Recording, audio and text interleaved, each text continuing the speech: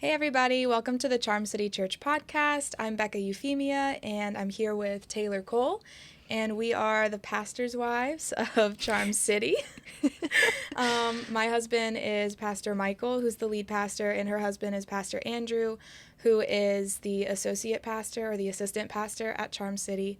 But we are here because our husbands have prepared some questions for us to answer about being a pastor's wife, about what it's like, some of the challenges, the good things, the bad things that go along with that. But to start, they put an icebreaker question in here that says, what is your weirdest talent or ability?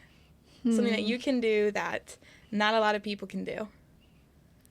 I feel like for me, I'm like really good at remembering dates, and it's so unnecessary because I don't really need that.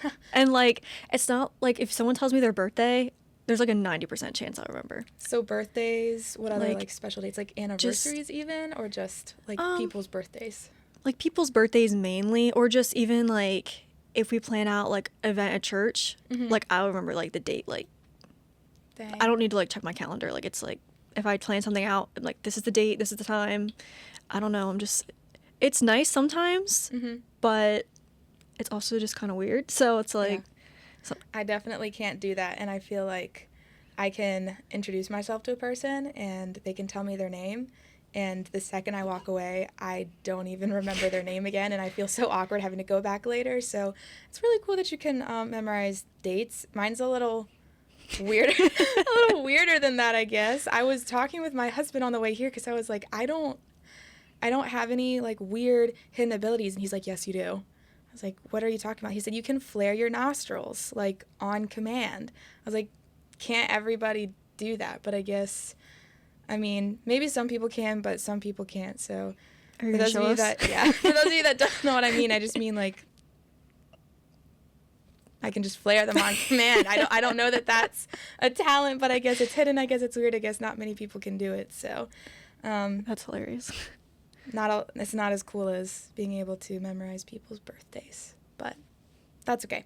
Let's see.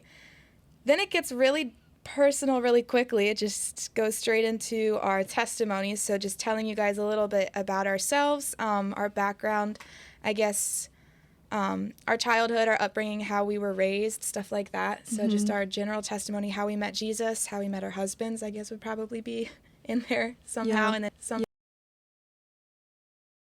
pastors' wives in general. So do you want to start with yours? Sure.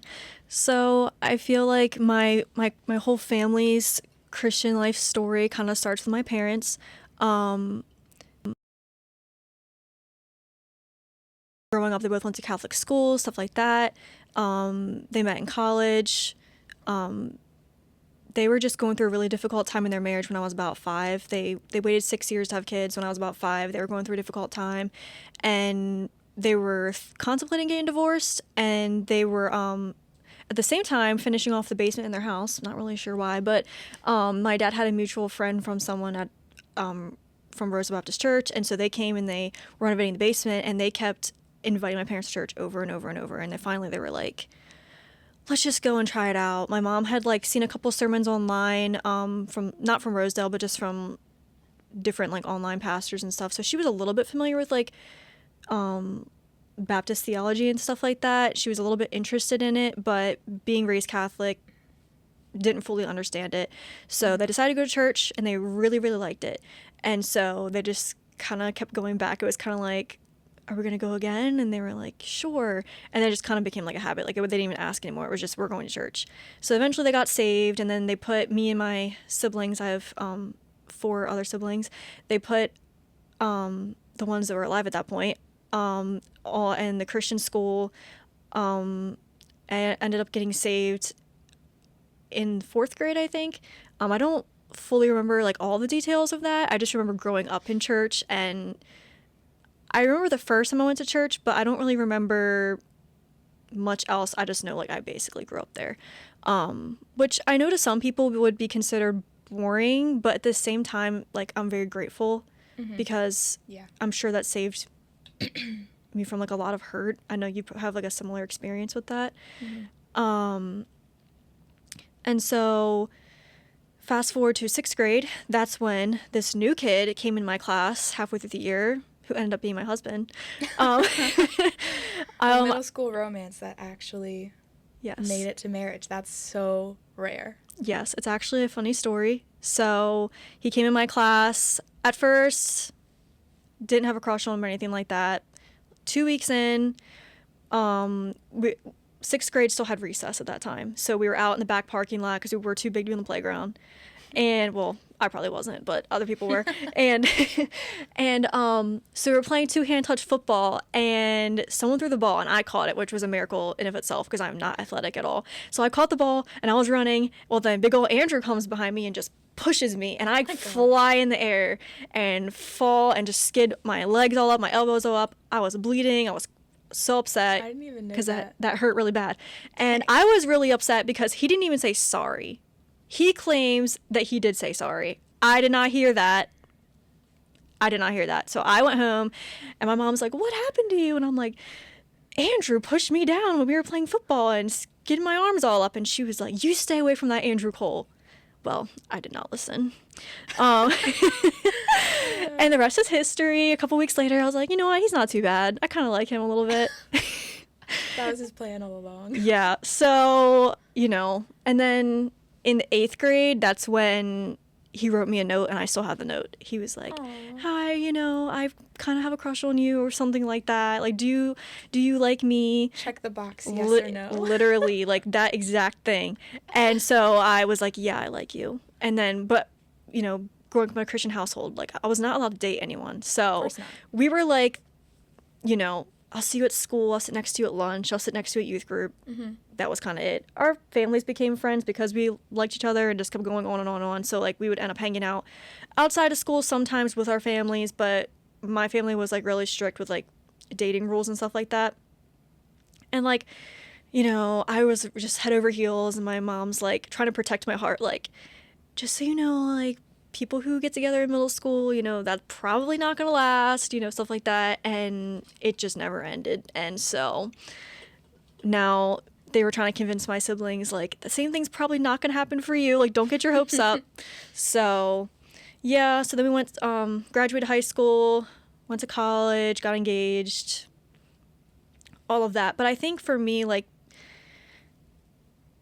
as far as my testimony goes, like I said, just kind of grew up in the church, but I think I was like a lukewarm Christian for so long. Mm-hmm. And not that like I didn't care, because I did care, and I did like follow the rules because I loved Jesus and everything, but I didn't really have that relationship with him for like a really long time. Up until about a year and a half ago, I really didn't have like a consistent relationship with Jesus. It was very much like, oh, I feel guilty because I'm not reading my Bible right now. Mm-hmm.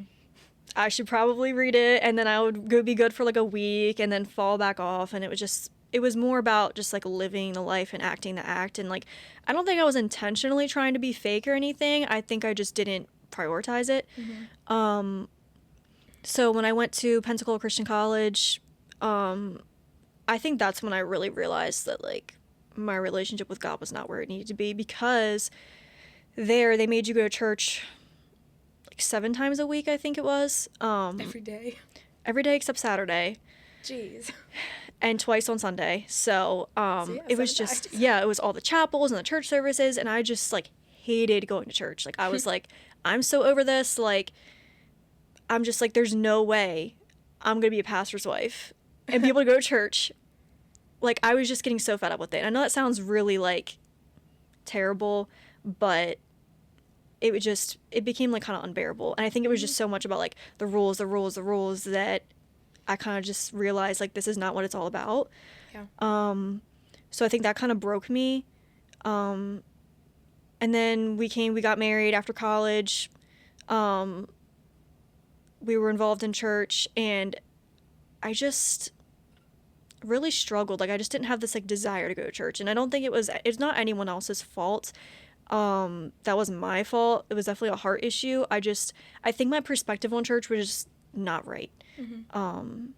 I think I subconsciously had this attitude of like, what can I get out of church? And it really wasn't like, I didn't, like I would serve in like nursery and stuff, but I didn't really like it. It was just kind of just doing it to do it. Mm-hmm. It's like what you feel like you have to do.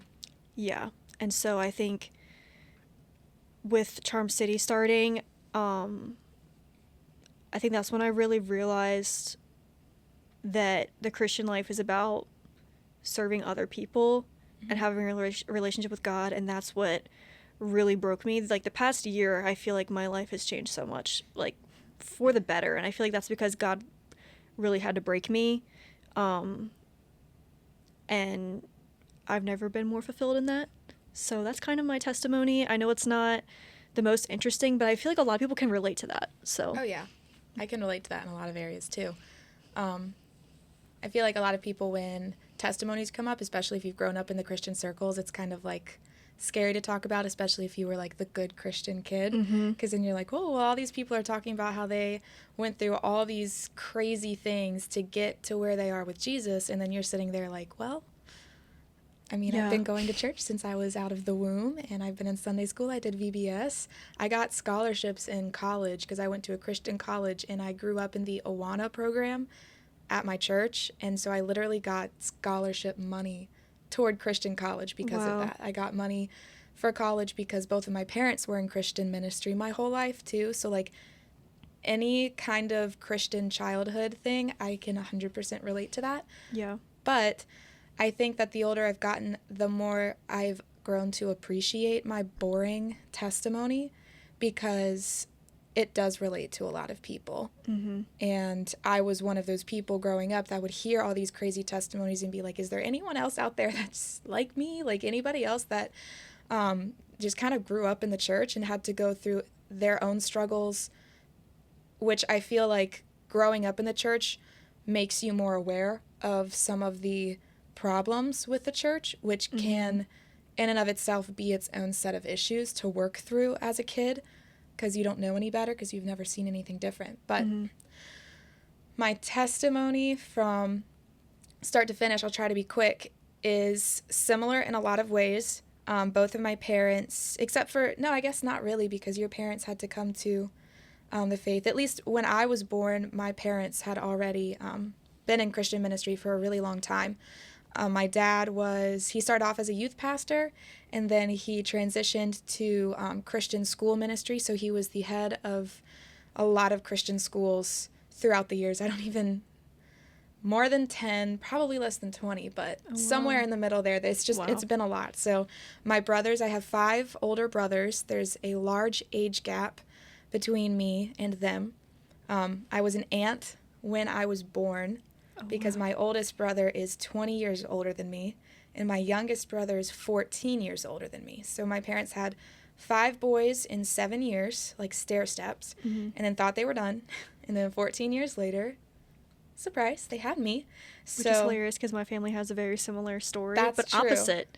That's so true. I'm the oldest, and then there's my sister Kenzie, and then Rachel, and then there's a 7-year age gap, and then they had another baby, Brooklyn, and then they had a surprise boy at the end. Right. So you have like 4 girls and a boy, right? And I have 5 boys and a girl. Yeah, that is true. I forgot about that. But they, like, probably when my brothers were growing up, my parents were part of more strict churches, more on the independent fundamental side of the Baptist community, but almost to the extreme. I mean, today I would definitely look back and say it was the extreme. Things like they weren't allowed to watch movies or play cards, from what I've heard from some of them. But by the time I was born, they had kind of moved out of that, and they were more into the Southern Baptist Church, which was still pretty strict, but definitely much looser compared to what my brothers grew up under. And I'm thankful for that. But when I look back, I don't know that my parents really knew any better. My dad came from a very dysfunctional home. A lot of alcohol abuse, a lot of yelling, a lot of fighting. He did not grow up in like a very happy home, but his parents would go to church, and they were like the really good Christians at church, and then as soon as they left the church building, it was a mess. But then my mom grew up, she was a pastor's kid. Her dad, my grandfather, was a pastor for I think most of her life, honestly. So my dad became a Christian at age 18, shortly before he met my mom. And so then they got married. They've lived in lots of states. They lived in Tennessee, they lived in Georgia, Florida, Virginia. I was born in Virginia, but then shortly, I guess I was 10 years old, and we moved down to Florida. So part of my story, I guess, would be I have a lot of struggles, I would say, making friends, because growing up I moved around a lot. Like, I would get questions from people like, oh, are your parents in the military? Because, like, you guys move around so much. I'm like, no, not quite. We're in Christian ministry, which isn't like the military, so it's like... Did you move around because of, like, the Christian school, like changing Christian schools? Is that why I moved? Yeah, my dad would go to certain schools, and he would be there for 3 to 5 years, and then either God would call him somewhere else, or our family wouldn't be treated in right ways. I mean, growing up, I definitely... I saw my parents get hurt a lot, which is really difficult as a kid, because obviously you think your parents are the greatest people in the world. Right. And I know that they probably made mistakes and that they aren't always perfect, because they're humans, but I know that the way that a lot of churches and a lot of schools treated them was not the way that Christians should be treating each other. And so growing up seeing that, I mean, I had the option of being angry with the church, but instead of that, my parents were so faithful to remind me, like, Bekah, that's not how God treats us. Like, that's not Jesus. That's their human side coming out. That's them in their flesh. That's them that's hurting us. That's not Jesus that's hurting us. And I'm thankful for that, or else it would have been so easy to get mad with the church hurt and just walk away. But I definitely dealt with because I had a lot of struggles making friends, I also dealt with a lot of insecurities as a kid, and I don't even really know why or where they came from. I mean, my dad is not a very emotional person. He was a great dad. He took care of us. Like, I never doubted in my mind ever that he loved me, but he was not a very emotionally, like, out there person, so he didn't give a lot of compliments growing up, and probably had to do with the fact that he raised 5 boys before me. He didn't really need to give them that. Yeah. Like, it's different with a little girl, and so I didn't really get told about, like, me being beautiful, or just, like, the little things that girls need to hear. I heard it, but definitely probably not as much as I needed to hear it. So I definitely dealt with a lot of insecurities growing up, a lot of comparison issues. Like, gosh, so many comparison issues. And to this day, that's, like, definitely still an active struggle that I know a lot better now because of what I've walked through, but definitely was a hard thing for a very long time. And it affected a lot of other areas of my life, because when you're insecure and when you live out of an insecurity, it's like it makes you kind of a miserable person to be around, because it just affects every part of your personality. You're not confident. You don't want to make friends because you're so afraid of what they're going to think about you. So it just comes with a lot of stuff. But kind of moving on to graduated high school, went off to college. I went to a public college in Florida my first year, played volleyball there. I really wanted to play D1 volleyball. That was my goal. And I wanted to play at Liberty University, because that's where all my brothers went. It's where my dad went. That's where all the Christians want to go. It's where all, like, the good Christian kids, they want to go. Like, they want to go to Liberty because it's, like, the biggest Christian college out there. Or Grand Canyon University, which is where my nephew was going to go as well. Like, you can wear pants. Exactly. You don't have, it's not like, no offense, it's not like PCC. I told myself I'm not going there. And that was a pride issue too. But well, I didn't want to go there either. Well, I know Andrew had to go somewhere that was, like, Christian and had a pastoral degree, and also we were paying for college ourselves. So the reason we went mostly was because it was so cheap. That's true. But everyone wanted to go to Liberty. It was like, you hit the jackpot if you got to go to Liberty. Exactly. And I remember visiting when I was in high school with my parents, and we went to a volleyball game. And I remember watching them play volleyball and thinking to myself, I am not that good, and I will never be that good because I am 5'4", and their libero, which is like typically one of the shortest people on the team, was like 5'9", and I was like, the odds are stacked against me. I can't. Mm-hmm. So I guess I settled for what I knew I could do, which was a smaller college in Florida where we lived, and a couple of days actually. So I really hadn't been through much. I mean, we moved around a lot, and I got saved. I kind of skipped that part, and that's kind of important. I got saved at 5, so I don't really even remember much of it.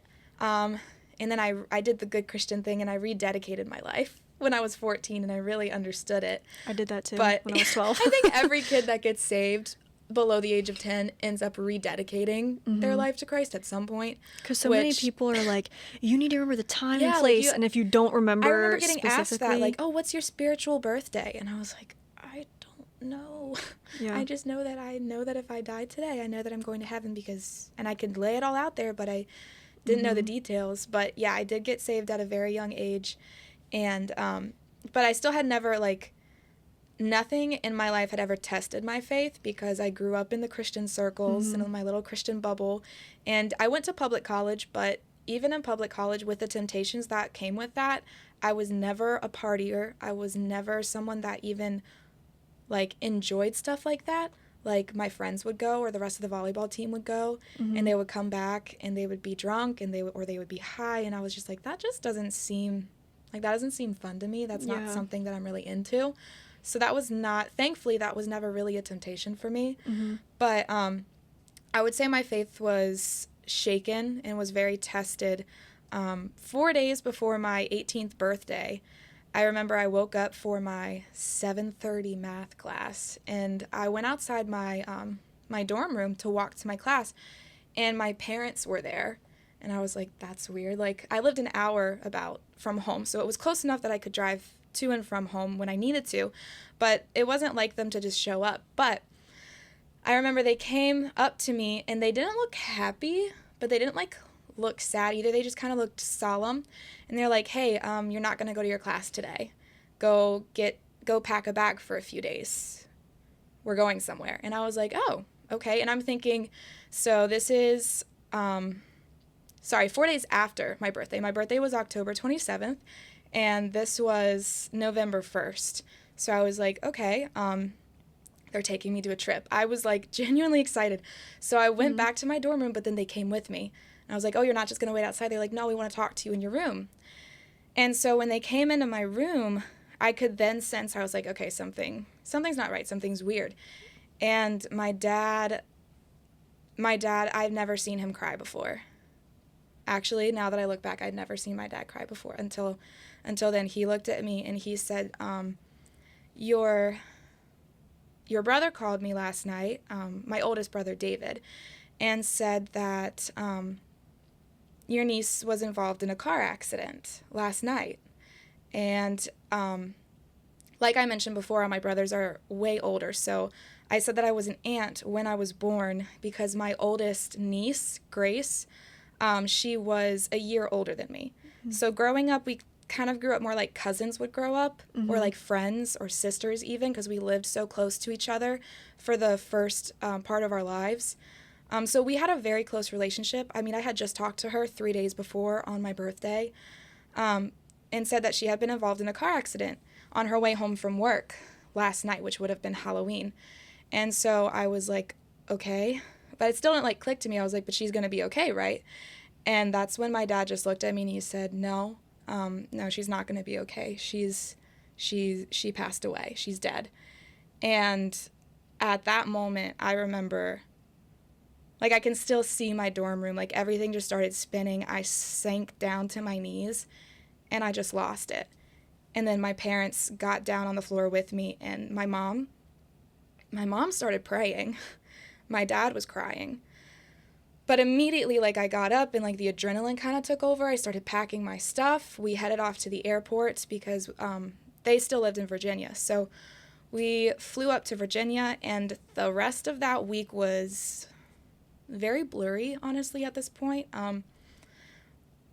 But it's something that growing up, I definitely idolized Grace because she was cool. She went to the public school. She did not grow up in church like I had. She, like, wore all the cool clothes. She had really fun friends, and I didn't have any of that. And so for me, like, she was, like, my connection to the outside non-Christian world. And I idolized a lot about her. Like, she wanted to do this, so I wanted to do this. She ran cross country in high school and was actually really good at it. Like, she ran, like, 20-minute 5Ks, which is actually really fast. And for a girl, at least in high school, that's really fast. And I ran cross country and was not good at it at all. It was slow, so slow, walked half of it. I hated every second of it, but I did it because, like, that's what Grace did, and it was cool. So when she passed away, that was the first time in my life that my faith was really tested, because I had nobody to look up to because I didn't have friends. She was my friend.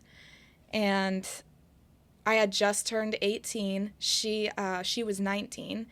And it was just like all these questions came to my mind, like, why? She was only 19. Like, why did she pass away like this? Like a car accident, like her car ran into a tree. And there's been, like, a lot of questions in my family as well as to whether or not that was intentional. And those kinds of thoughts as an 18-year-old, like, did the person that, like, I idolized and really looked up to, like, did she take her own life? Like, why would she have done that? Kind of just shook my faith a lot. And I would say that in that time, though, my faith actually grew, probably more than it ever had in my life, because I was forced to fixate my affections back on Jesus. And I was forced to look at him and say, no matter why this happened, I have to trust that you have a plan in this. And sure enough, like, she's missed out on so many milestones. Like, she has 2 younger sisters still. One's about to graduate high school next year. One's going into her junior year of college. And the questions are still there. Like, why did this have to happen this way? But we see things differently now as a family, I would say.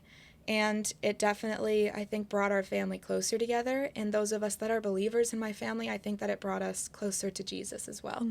So after that, after I grieved that, which is still an active process, I don't think that you ever really, like, the 5 stages of grief, that isn't set to a certain period of time. I feel like you can go through that and then suddenly you're hit with the anger again all over. And then you have to work through that. It's not like it's just you click every one of those stages off and then you're done with grieving and you don't grieve it anymore. It's still, you still grieve it. But, well, because milestones happen in your life and, like, you want to tell them, or you want them to, I wonder what that person would have thought, and things like that. Like when I got pregnant, that was rough, because we had always talked about, like, hey, we're going to, like, raise our kids together. And so that's why we named our daughter Gracelyn. Lynn is my middle name and my mom's middle name. And so I wanted to kind of pass that on. But Grace was my niece's name. So we passed Gracelyn. And then Marie is my mother-in-law, sister-in-law, and best friend Lexi's middle name. So we kind of put a lot of influential women into my daughter's name for that reason. Yeah, it's a really pretty name. Yeah, thank you. After a lot of great women. But that's really, like, I would say that that's my whole testimony, but it's not, because I'm only 23 years old. Like, I'm growing. I'm still learning. I'm sure things are still going to happen. I mean, I've been married now. Michael and I are about to celebrate our 3-year anniversary in a couple of weeks. And even just since we've been married, like, I could share so many stories since we got married till now. Like, we briefly shared on the podcast when we were on it last time, so I won't go into too much detail about my dad. But almost 3 years ago, like, a couple months after me and Michael got married, my dad was running and he fell and hit his head. And he was in a coma, I guess it's technically medically induced coma, for 4 months, but even after they removed all sedation and stuff, he still was in a coma for over 4 months. And now he's actually, fast forward 3 years, it's been a long process, but he's actually beginning to talk and say words. He's having a lot of memory issues, but my mom is his full-time caretaker, watching her sacrifice everything for him, watching my brother and my sister-in-law who help her because they live in their house take care of him is incredible. So that's like a whole testimony in and of itself of God's goodness, because the doctors said there is zero chance. Like, I was sitting in that meeting with the neurosurgeon at Johns Hopkins Bayview who said there's zero chance that he's going to recover. If it goes past a year, is what they said. They said the year mark, like the first year after somebody has a traumatic brain injury, are vital. Like, however much they've progressed after a year is probably where they're going to remain. And after a year, he had just come out of his coma and was in a vegetative state and could not move his arms. He could not hold his head up. And just recently, he tried to get out of bed. And he said my mom's name. He said Michael's name. He told me a joke. He's playing catch with my nephews.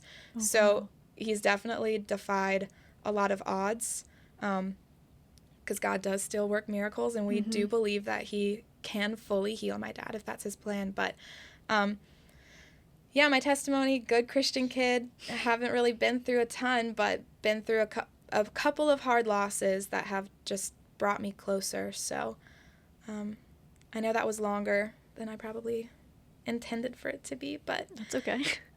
That's just about me and about you, I guess. But the next question is, what are some benefits of being a Christian woman in 2024? And then, like, backing off of that, what are some challenges of being a Christian woman in 2024? I don't know which you want to talk about first. I feel like some of them kind of just go together. Yeah. The benefits and challenges of being a Christian woman in 2024. I feel like one of the benefits for, like, this time is that there's just so many resources out there for women specifically, like spiritual resources, like books you can read, devotionals specifically for women, because women go through things that men don't go through, and they have different perspectives on things. And so sometimes it's nice to, like, read a book written by a woman who understands what it's like to be a wife, a mom, or just understanding the different insecurities that we have. I know we talked about comparing. I think that's probably the biggest challenge with, like, social media and just the internet. Like, people edit photos of themselves, they look amazing, look perfect, they have the perfect life, you know, they're influencers, they have everything, and it's just like, oh my gosh, why do I not look like her? Or why, you know, maybe I should have kids quicker, or maybe, you know, just all kinds of things out there. It's like you're comparing yourself all the time. Like, oh, I'm in this 1-bedroom apartment, but these other people have this really pretty all-white house, and, you know, maybe I'm missing out because my apartment is old and crusty, and I'm trying to make it nice, but it doesn't look like that, and just stuff like that. I think that's probably the biggest challenge. I know you kind of mentioned that earlier. What are your thoughts on that?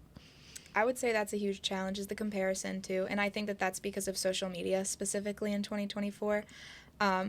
But it's, like, almost impossible to be in this society and not be on social media at the same time. So it's... Yeah, I'm a social media manager. I kind of have to have it. That's your job. That is you run the media department at our church, and you do a fantastic job at it. Like, we would not be where we are as a church without her God-given ability to design, and just everything she does with the media is amazing. But social media can be incredibly toxic, and I have gone through so many, like, delete. Like, I delete it, and then a couple of days later I just get it back because I'm weak. But I will delete it because I'm like, this is toxic, this is not doing anything good for my mental health, I don't need this. And then it's like, I feel like I'm missing out if I don't have it. Yeah, so it's like, oh, did you see this person's pregnant? Did you see this and that? And you're like, oh, I need to go look at it. Because there are good things about social media too. Like, it's a great way to keep up with people that you don't see often, and family members, and, like, I wouldn't know that some of my friends are pregnant, or that some of my friends just got engaged. Like, I wouldn't know about these major milestones if it weren't for social media. So it's like, it's hard not to have it. But I would say it's a challenge to be a Christian woman in 2024, because I feel like Christian women specifically are targeted with either these unrealistic expectations from the Christian community, or from the secular community, unrealistic stereotypes or these preconceived notions about if you claim to be a woman in 2024 and you also claim to be a Christian, you must believe this, this, and this, or you must think that you're a doormat. If you are married and you submit to your husband, you must be a doormat. You must hate the feminist movement. And it's like, not necessarily, or like if you want to be a stay-at-home mom in 2024, like that's the algorithm that my social media keeps giving to me because I am a mom. It's all like the people saying that if you like that children are holding you back and that you could be a successful businesswoman with your career. Like, why do you need to be married and tied down to someone who doesn't even love you or treat you right? And I'm like, well, it's not like that. And so I'd say that's a huge challenge, is that the media is pushing this onto especially younger girls, because I teach middle school, and a lot of the younger girls that I talk to, they're like, yeah, I don't want to get married. I'm like, why? They're like, I don't know, men are toxic. I'm like, well, some I'm sure are. Yeah, like, I've met a few, men. but not, like, I feel like I got a good one. Like, I got a good man. Like, not all men are this way. And then they're like, well, then I definitely am. I'm not having kids. I'm like, why? Well, because it's hard. I'm like, well, yeah. Yeah, it media is hard, definitely pushes that kids are like such a burden, and they just take all your time and all your money, and all they do is make your life miserable. But I think most people that I've heard of when they're older, they actually say they regret not having more kids. I really don't ever hear someone say, I regret having kids. I mostly hear people say, I wish I would have had more. Because at the end of the day, what's most important is your family and obviously your relationship with God. But like besides that, like your family is number one, and just having, and not everyone's blessed with children, and that, you know, I totally understand that's a completely different situation. But just like the conscious, like, oh, I don't want kids because they're a burden. Like, that's, the Bible says the complete opposite. The Bible says children are a blessing for a reason. So I definitely think social media, I get those reels too, like, I don't want kids, they're going to hold me back. And I mean, yes, children are a huge responsibility. I mean, me and my husband would like to wait a few years. That's just our own personal choice, but we also want a lot of kids. My husband wants 8 kids, so I am like, we want a lot of children. I don't know if we'll be able to handle that, but... my gosh. Well, I'm just going to say this, because you're my friend. You have control over that, and if you don't... 8 kids... I want like 8 kids is a 5 lot. or 6 kids. That's what I want. That's still a lot. Yeah. And I'm only saying that because I had a kid, and in the middle of having my kid, I looked at my mom because she was in the room, and I said, I'm not doing this again. I literally looked at her and I said, Mom, like, I know that most people say it and they forget about it and they end up getting pregnant again, but that's not going to be me. Like, if we have to have a surrogate mom, if I have to adopt, like, I will gladly do that. I'm not having another biological child again. And now I'm in my second trimester of my second pregnancy. So we all see how that worked out. But my point is, it is hard. It is difficult. It is a huge responsibility. But it is sometimes it's even more rewarding than being a wife, honestly, because at this age where my daughter is at, she still loves me, like, really no matter what I do. Like, she doesn't understand that I'm flawed yet, which is really nice, because my husband understands that I mess up. And so it's not always easy for him to love me. It's so easy for her to love me right now. And I love being a mom, and it's the most rewarding thing so far that I've done in my life. And even people that aren't called to be biological mothers, I still think that there's a place for spiritual moms. I mean, I wouldn't be a pastor's wife if I didn't have a spiritual woman in my life who was praying over me and who was mentoring me, and then of course my own mother as well. But there's such a valuable place for moms of all kinds, for stepmoms, for or bonus moms, for mother-in-laws, for adoptive parents, for moms who just step into kids' lives that even if they do have good parents, they can just be an extra set of ears for that kid.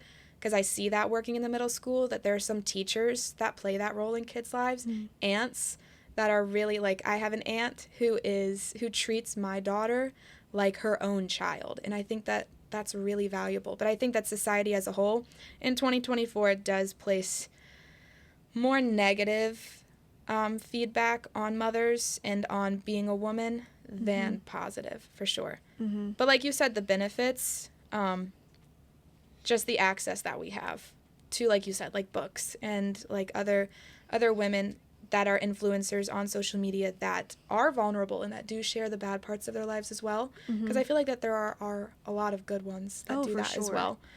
So that's a benefit. But kind of similar, the best part and then the hardest part of not just being a Christian woman, but being a pastor's wife specifically.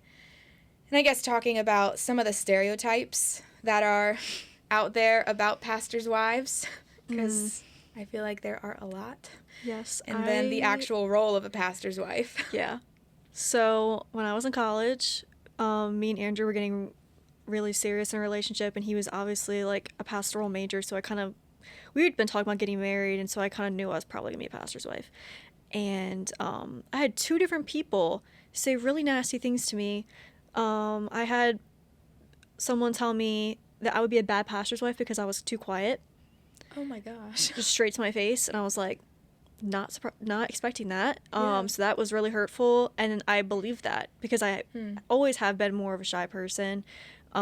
Recently, and probably not as much as I used to be, but anyways, that's a whole other conversation. But like that really sat with me, and I was like, I'm gonna be a bad pastor's wife. Like if someone's willing to tell me that to my face, like it must be true. Like that has to be true.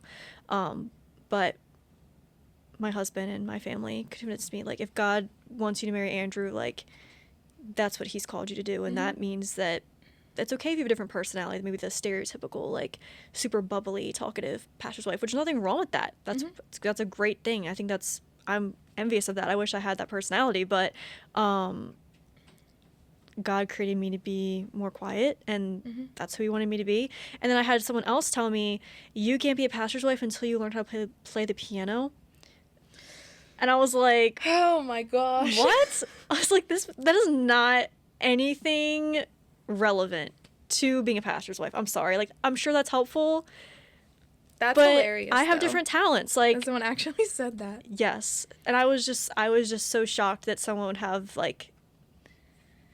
That is kind of a stereotype, though, now that I think about it. I don't think I've ever thought about that as a stereotype, but I think most of the churches that I grew up in, the wives played the piano. Even my mom. Like, my dad was a youth pastor, and she played the piano at church every Sunday growing up. So I guess that does fit. But, yeah, I do have a more extroverted, bubbly personality. Which is great. But, we love it. But it's funny that you said that you're envious of that, because I've always been envious of, like, in my mind, a good pastor's wife isn't like that, is very more to herself and is more introverted. Because when I view introverted people, this is a stereotype about introverted people, and I know because my mother is one, people view introverted people as more wise, even if they're not, because they don't say as much. That's true. There's a verse in the Bible about that. I say so many things, so I feel like there's no possible way that half of what I say on a daily basis is actually productive, because I just talk so much. But when you listen to someone quiet and then they have something to say, you're like, wait, we got to listen, because this is probably important. This is probably valuable, because they don't usually say stuff. So, but I would say that there are stereotypes both ways of like the extroverted, bubbly pastor's wife that's just always smiling, always happy, and just excited to see everybody. And then there's the one that's more quiet, but always has something like good advice to give. Yeah. There's both. I think something I've had to overcome with becoming like being a pastor's wife is like because I'm more shy. And, like, I feel like at Charm City specifically, we really, like, talked about, like, we really need to focus on people. And I'm like, I'm introverted. So that has like been... my big struggle. Yeah, I'm like, oh, no. I'm like, I will literally play conversations in my head before I'm like, okay, these are things I can bring up to people. Like, I really had to, like, practice, like, okay, if I walk up to someone that I don't know, like, what am I going to say? Because otherwise, I will look really weird and really creepy. So that's definitely something I've had to overcome. And I think I have done pretty decent overcoming that. I'd say you do a great job. Not by my own like strength. I think God's definitely helped me with that for sure. But that is also something that really made me grow as a person, and it's really helped me in all areas of life. So I think that's definitely something that I kind of had to like learn to overcome, and I still have to. I think the past few months I've kind of slacked off on that. I get really consumed like with, oh, I gotta take pictures, oh, I gotta set up the video camera, I gotta, do all this stuff. Which is important and needs to get done. But sometimes I'm like, this is not the most important thing. Like, you need to be talking to people, you need to be checking on people, not just because you have to do it, but because you should want to do it, and because you need to care about the people more than you care about the media or whatever it is. Yeah. So I really had to, like, learn to balance, like, my role as, like, media lead and pastor's wife. And, like, my husband went to school to be a pastor, so it's like he has all this, like, training, and I'm like, I didn't get any of that training. Like, I don't know if I'm doing this right, I don't know if I'm doing this wrong. So that was something, like, when he got ordained last August, I'm like, I do not feel worthy, I do not feel ready. I mean, I just kind of felt like I know he deserved it because I know he worked for it. I knew he was going to be a phenomenal pastor because he just had such a heart for people, but I was like, I just felt like I wanted to crawl in a hole and hide because I was like, I do not feel, like, ready for this at all. But yeah, I think God's definitely, like, grown me as a person in that way. I don't know what your experience was with that. I feel like there's a lot of pressure at first to be a certain way or to even wear certain things, to look a certain way, like make sure you look presentable all the time.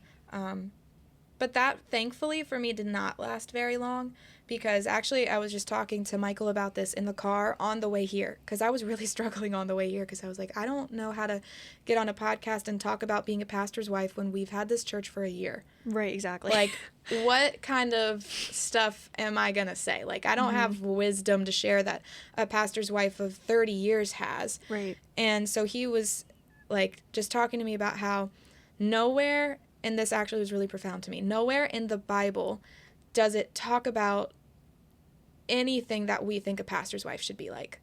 Like, nowhere in the Bible does it, like, it talks about a lot of pastors and preachers and people who spread the word. It doesn't really mention their wives doing a lot in the church with their husbands. And he was like, so what are you supposed to assume about that? I was like, I don't know. What am I supposed to assume about that? You're the pastor, you tell me.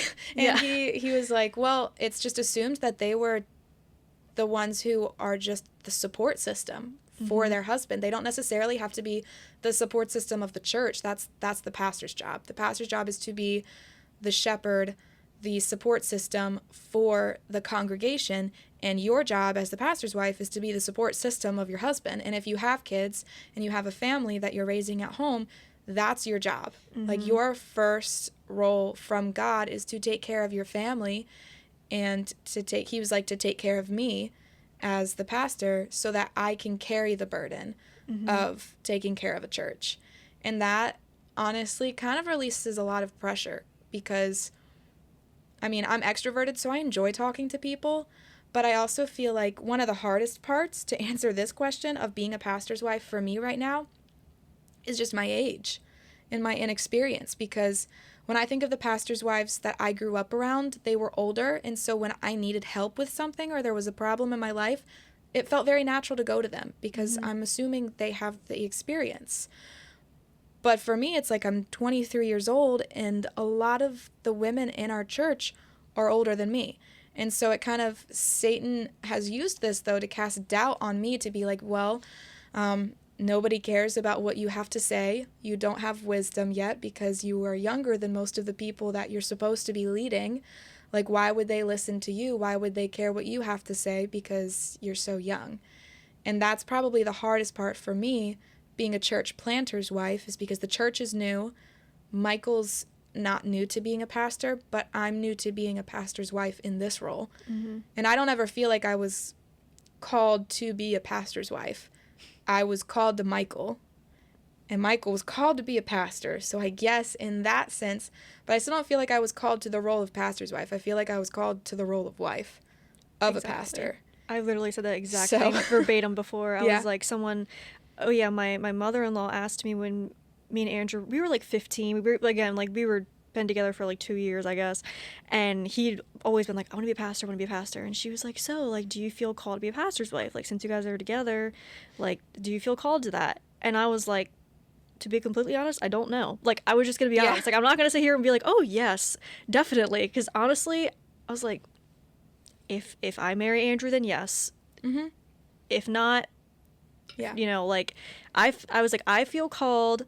I didn't say this when I was 15 because I'm not then. But later on, I was like when someone else was asking about it, I'm like, I feel called to be Andrew's wife. So that will make me a pastor's wife. But I did not wake up one morning like, I want to marry a pastor. Like, it was not this like divine calling on my life. It was just, this is what God has called me to do, to be Andrew's wife. So therefore, pastor's wife. Yeah. And you're right. Like, our responsibility is to take care of our husband and our family. That is our number one responsibility, because they cannot then go be a pastor if they don't have that support system behind them. Yeah. And I'm not going to lie, it's definitely hard sharing. I don't like sharing, especially things that I love. And it's hard to share your husband with people. Yes. It is so hard to be watching a family movie and then your husband gets a phone call and it's like, I'm not mad at him for taking it. I'm not mad at the person for calling, because when people need someone, I love that they can go to Michael. But the selfish part of me has to cope with that, and it's hard because it's like, he's my husband, like I want to spend time with him, but when he gets that call, he has to take that call. Right. And Michael, thankfully, he does do a really good job at setting boundaries, but that doesn't mean that it works all the time, because it can't, because that's the nature of the beast of being a pastor. Yeah. You have to be available, and it's also hard knowing the weight that he carries. Sometimes he does a lot to protect me from that, but I know that he gets 80 different people a week talking to him about this problem and that problem and saying, hey, this needs to be fixed, that needs to be fixed, and that does wear on a person. And so having to be that encouragement, getting to be that encouragement for somebody is a blessing. It's really fun. I enjoy that I'm able to be that for him, but I don't always do it perfectly, and you can tell. I feel like sometimes you can tell by looking at Michael if I have done what God has called me to do in encouraging him, or if I haven't been an encouragement to him. And so I'm not perfect, but that is something that I feel like is a challenge, is having to share. Yes. Having to share him with so many people. But like I said, he does a good job at that. But I've had like a very similar experience. It's so funny because I was thinking about these questions, like everything you were saying, like I was thinking the exact same thing. It's crazy. Actually this past weekend is when I kind of had this like mindset realization that as wives, I don't think we really realize how much our words can affect our husbands. Sometimes I feel like I know he loves me and he cares about my opinion, but sometimes I don't realize that my words can either really lift him up or really tear him down. So we had small group this past quarter at our apartment, and for this quarter, just not very many people came. It was very much pretty much just our families, and that was it. Some weeks, just his family. And I was just like, honestly woke up in a really bad mood last Sunday. And so I woke up and I'm like, it happens. Like, no one's even gonna, I was just kind of venting. I'm like, no one's even gonna show up. Like, I was just saying, honestly, rude things to him. And then he left to go get donuts. And I was like, girl, I was thinking to myself, I'm like, girl, you are tearing your husband down. Like, you're gonna ruin his mood. Like, you're not being the wife you're supposed to be.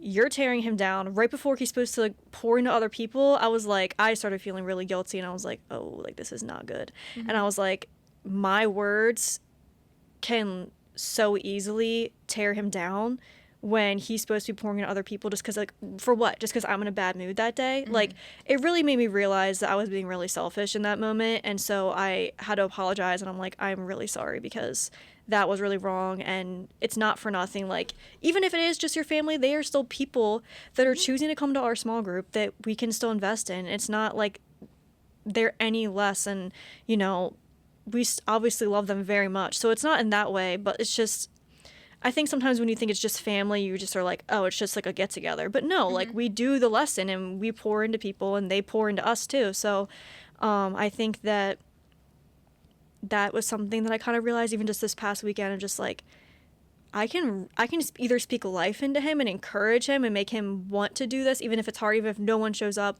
or whatever, or I can tear him down and make him feel horrible because no one shows up. And that's just, like you said, like, because we're still so new at this, you have to learn those lessons sometimes the hard way. And there's no like there's no playbook of like, you need to do this and this and this. So yeah. And I mean, the last question is just what the best part is. The opposite of that. Not the hardest part, but the best part of being a pastor's wife. So to end on a good note, I think that there's so many good things about being a pastor's wife. Like, you can see so many cool victories. And despite having to share your husband, despite having to watch him carry such a heavy burden every day, you also get to see the rewards of that. Like, through Charm City, we have seen so many people come to Christ. We've seen over 15 baptisms. Like, we've seen people completely transform their lives, and not that it's our husbands that have anything to do with that. And I think that that's almost the best part of being a pastor's wife, is knowing it has nothing to do with your husband, because we see the good, the bad, and the ugly. Like, sometimes it is hard to sit there on Wednesdays and listen to my husband preach when I'm like, yesterday you just did this, this, and this. And I have to check myself, because I'm like, well, I also did that yesterday, so I guess I have no room to judge. But knowing that it's God working through them, that God has considered our husbands people that he can use in the first place, is really cool, and we get to be part of that. And I think that that's really special to share in those victories, because there are a lot of times where it's hard, but then there are weeks where he gets home and he's like, Bekah, like, did you feel that energy tonight, like, during worship? Like, people were praising, like, people were worshiping, like, that was awesome. Like, seeing him be so excited and happy about the work that the Lord is doing in our church is one of the best parts for me. For sure. For sure. Yeah, I think, like, we kind of get, like, a front row seat into all the victories as well.